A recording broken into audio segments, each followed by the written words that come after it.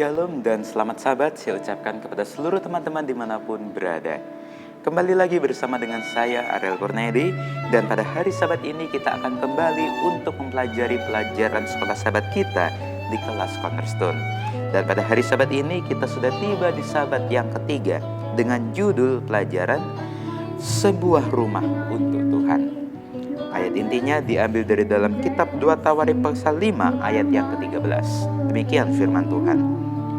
Lalu para peniup nafiri dan para penyanyi itu serentak memperdengarkan paduan suaranya untuk menyanyikan puji-pujian dan syukur kepada Tuhan.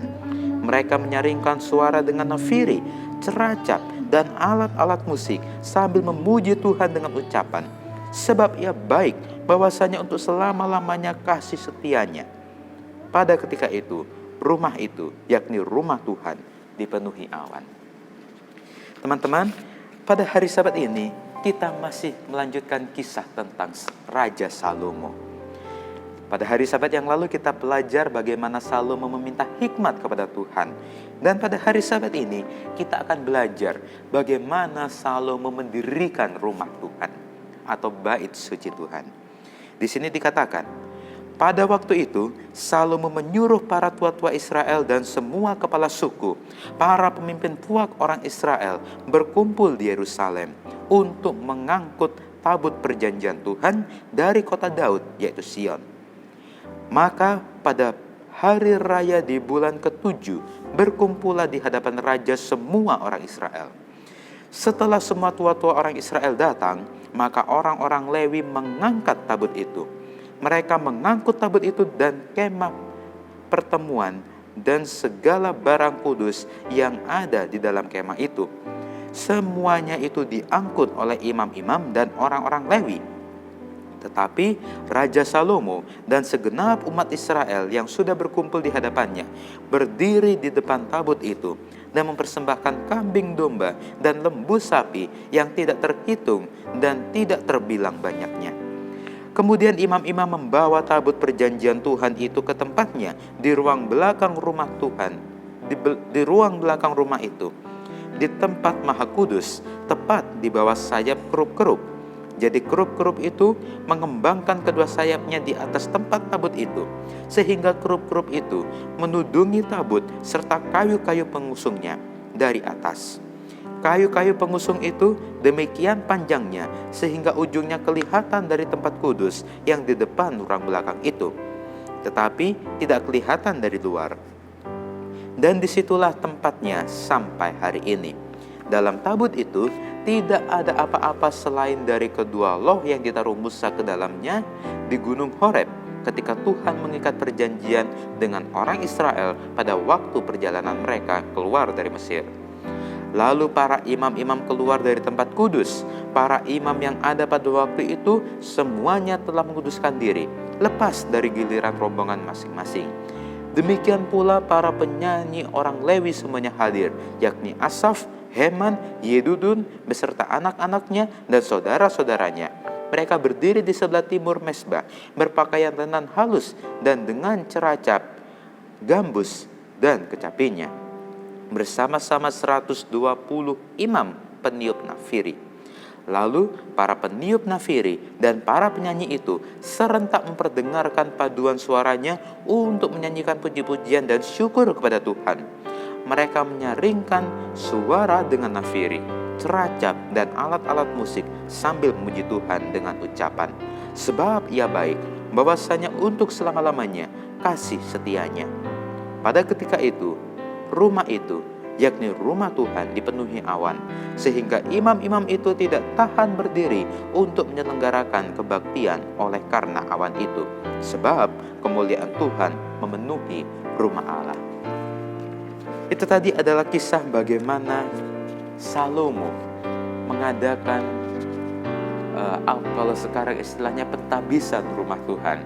Segala barang-barang yang ada di bait suci dimasukkan ke dalam rumah Tuhan itu, baik itu tabut perjanjian dan juga segala peralatan-peralatan yang lain dimasukkan ke dalam rumah yang baru saja Salomo dirikan.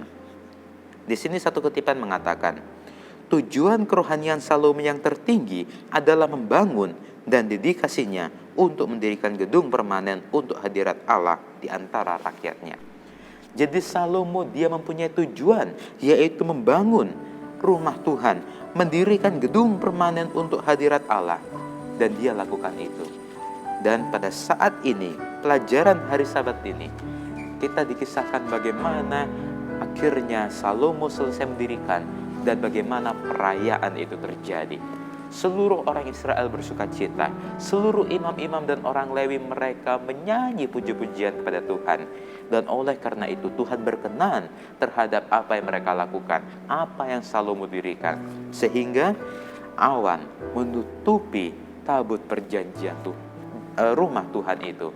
Awan itu menudungi tempat itu, sehingga di sini dikatakan imam-imam mereka tidak dapat lagi menyelenggarakan kebaktian oleh karena awan itu. Mereka tidak tahan berdiri di tempat itu. Nah, apa yang bisa kita ambil pada hari Sabat ini? Mungkin kita tidak bisa seperti Salomo. Mungkin kita tidak bisa membangun rumah Tuhan yang megah, tetapi kita dapat melakukan hal yang lain. Ketika kita melihat rumah Tuhan mungkin sudah mulai perlu untuk dibenahi, maka kita bisa untuk menyumbangkan sedikit dari apa yang kita punya untuk membenahi rumah Tuhan itu. Mungkin kita melihat rumah Tuhan ini kurang begini, kurang itu, kurang peralatan ini, kurang peralatan itu. Kita bisa menyumbangkan sedikit apa yang kita punya untuk dapat membeli peralatan itu, untuk dapat membenahi kekurangan-kekurangan itu. Sehingga sedikit banyak kita dapat berpartisipasi untuk dapat membangun rumah Tuhan. Dan Tuhan pasti senang dengan apa yang kita lakukan. Tuhan akan berkenan dengan apa yang kita berikan kepada Tuhan jika dengan hati yang penuh sukacita. Dan di sini dikatakan para imam-imam, orang Lewi, mereka menyanyi pujian kepada Tuhan. Dan kita, apabila kita datang ke gereja, biarlah kita menyanyi, kita memuji Tuhan, kita bersyukur kepada Tuhan dengan nyanyian-nyanyian kita.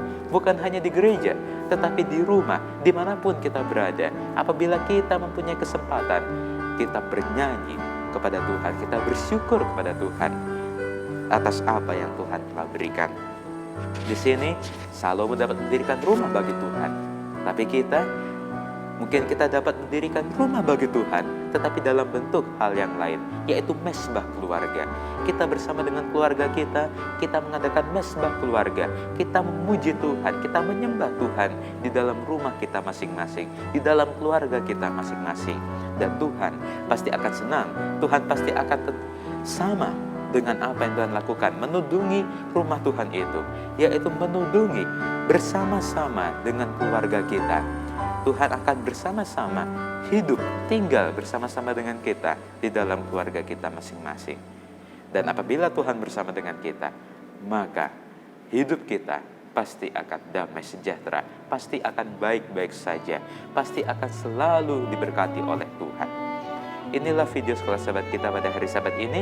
Dan kalau teman-teman semua suka, silakan untuk di like videonya dan juga komen di bawah. Dan yang belum subscribe, saya ingatkan untuk di subscribe dan jangan lupa untuk dinyalakan tombol loncengnya supaya teman-teman dapat mendapatkan pemberitahuan jika saya mengupload video terbaru. Sampai jumpa di video Sekolah Sabat selanjutnya. Tuhan Yesus memberkati kita semua.